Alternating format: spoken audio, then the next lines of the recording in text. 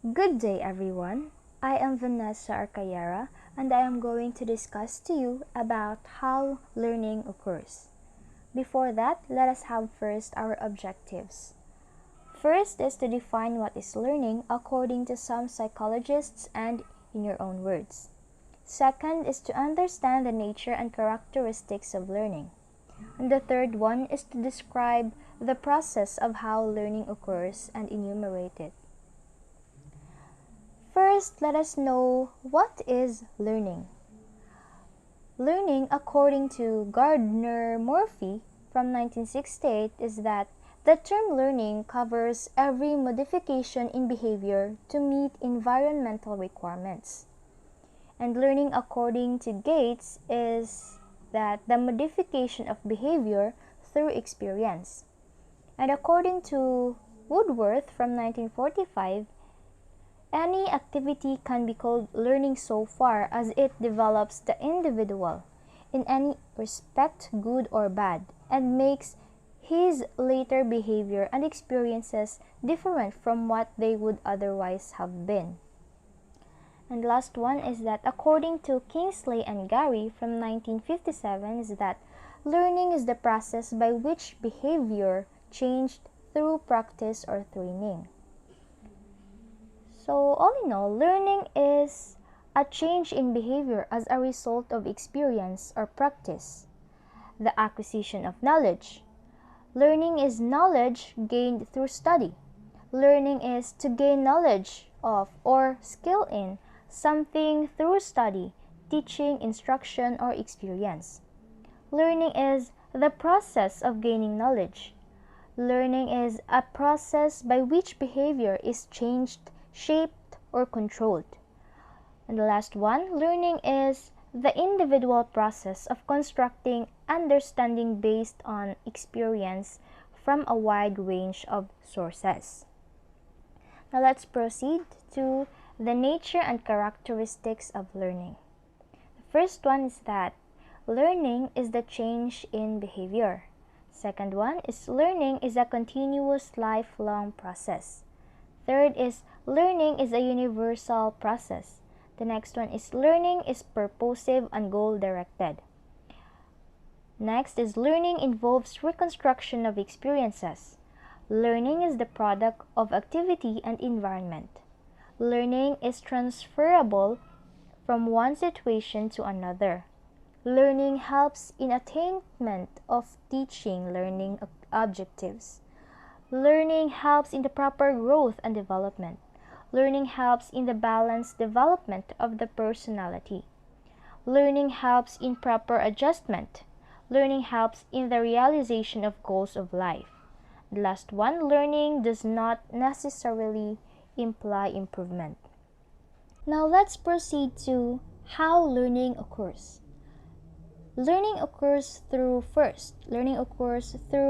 universal process. Every creature that lives learns. Man learns most. The human nervous system is very complex. So are human reactions and so are human acquisition. Positive learning vital for children's growth and development. When we say learning is universal as it can be taken from anywhere, in any situation or circumstances in the world. Children learn from their parents, teacher, nature, environment, or etc. Next is that learning occurs through experience. Learning always involves some kind of experience, direct or indirect or vicarious. It is true, learning occurs through experience. Through the experiences we have from our life, we learn something from it, right? That's it. Next is that learning occurs through all sides. Today, learning is from all sides. Children learn from their parents, teachers, internet, from the media, and etc. Next, we have learning occurs through continuous process. It denotes the lifelong nature of learning. Every day, new situations are faced, and the individual has to bring essential changes in his style of behavior adapted to tackle them. Learning is birth to death. Learning is an ongoing process.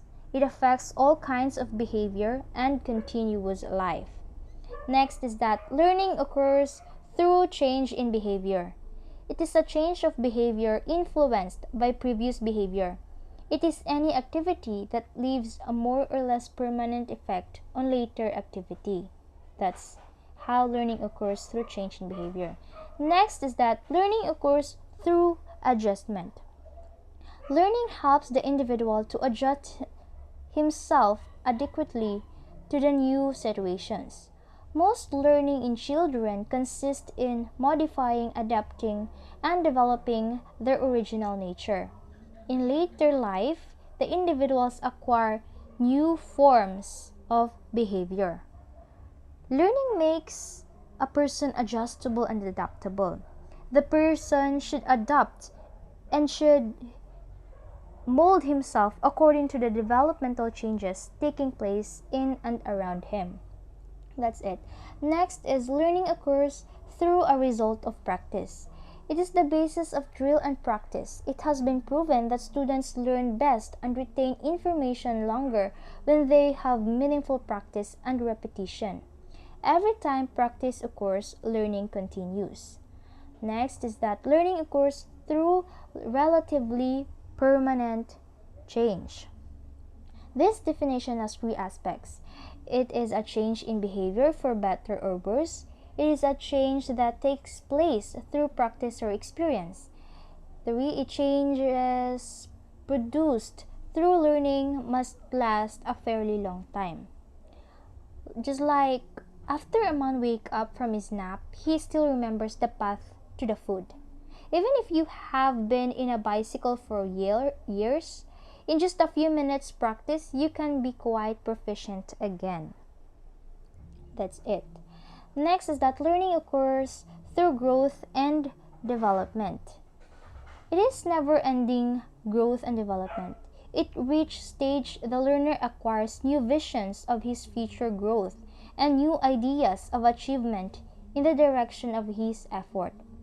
According to Woodworth, all activity can be called learning so far as it develops the individual. Learning is a continuous process that helps a person to understand the environment. This leads to the growth and improvement of personage. Next is that learning occurs through not directly observable. The only way to study learning is through some observable behavior.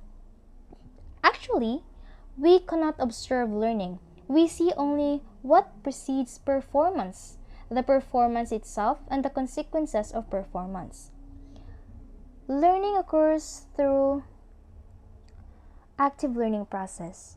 Even if you learn something relatively quickly, it is still a multi-step process to learn.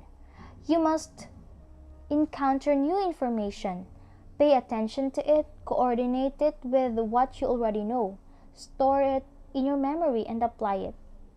As we see here, the active learning process in the diagram, it is a dynamic process.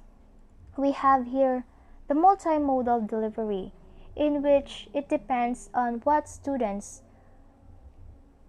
you have, what students you will give the knowledge to them. We have here, after giving your knowledge, we see here the application. It is important to the application. Teachers should make the students apply what he or she had gained from the lessons the professor have.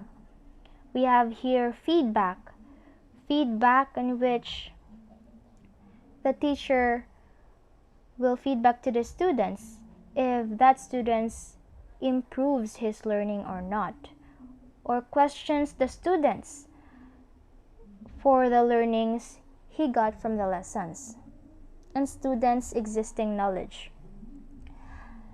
All in all, it is for the understanding and the improvements of the students in learning.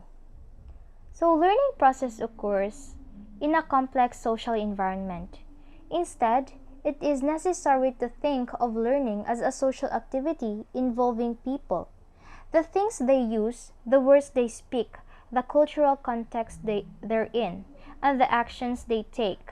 That's according to Bransford et al. 2006, Rogoff 1998. And that knowledge is built by members in the activity.